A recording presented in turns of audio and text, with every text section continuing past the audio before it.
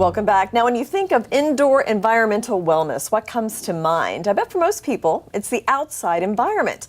Well, my next guests are on a relentless pursuit for improving indoor environmental wellness. That's right, on the inside. Let's find out more with Bohemia, New York-based Healthy Habitats. Tomas Niemann is the company's president, and he is joined by Marie Spinelli, an angel investor and also future franchisee of the company. So welcome. Thank you for being here. Thank you, Jane. So Tomas, let's start with you. Talk to me about what Healthy Habitats is. How did you come up with the concept for the company? Sure. Well, Healthy Habitats facilitates the pursuit for indoor environmental wellness. People are concerned about the conditions in their home and whether they adversely affect the health and wellness of their families. And there lacks a single comprehensive source that can assess situations, identify problem sources, can implement corrective actions, and then provide ongoing preventative maintenance, as well as quality improvements in the home. That's where Healthy Habitats comes in and fills that void. We help make it healthier and safer to live in your home.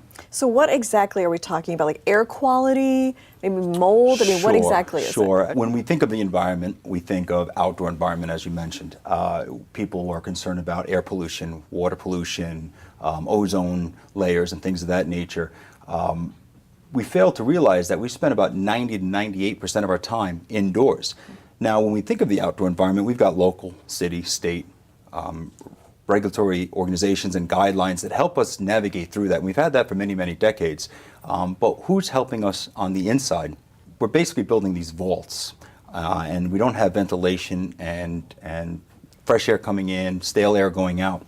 And then we also look at manufacturing process of things we're bringing into our home. It wasn't long ago you buy a couch or a product and it's made out of wood and cotton and wool and organic material. Now there's a lot of synthetic materials being brought in, and these materials are made out of chemicals that have volatile organic compounds or VOCs in them. And they're off-gassing. I mean, there's mattresses that have foam that off-gasses for years and years. So there's this concern. There's almost a perfect storm where you've got these off-gassing issues in a home through synthetic materials. You've got a vault that you've built, so you don't have the ventilation, and we're spending so much of our time indoors. We wonder why levels of ADHD and autism, why cancers, why respiratory disease, and why these things are on a rise. And indoor environmental wellness is that fourth pillar of wellness, in addition to health, nutrition, and fitness. Who would you say your typical consumer is? It's anyone that spends time in a space.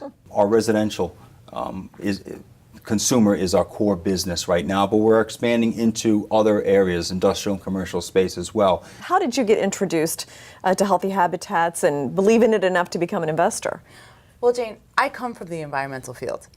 Health and wellness was something that not only was I interested in, but was a passion of mine.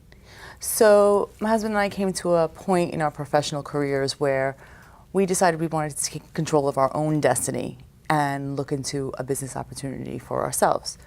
Through networking and mutual acquaintances, we were introduced to Tomas and the Healthy Habitats brand.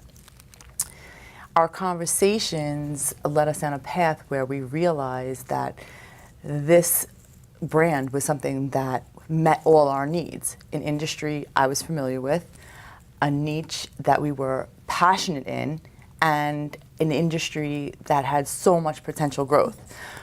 We are so happy that we chose to invest in Healthy Habitats. We're active in the corporation, and we've positioned ourselves to be the first franchisees when Healthy Habitats is ready to move forward. Why do you think that society has put such a premium on outdoor activities versus indoor? It seems like the indoor environment has not gotten as much attention as outdoor. It's easier to evaluate.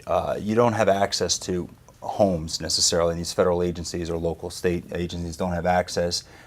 It just had a greater appeal. There actually is more interest now in the indoor space.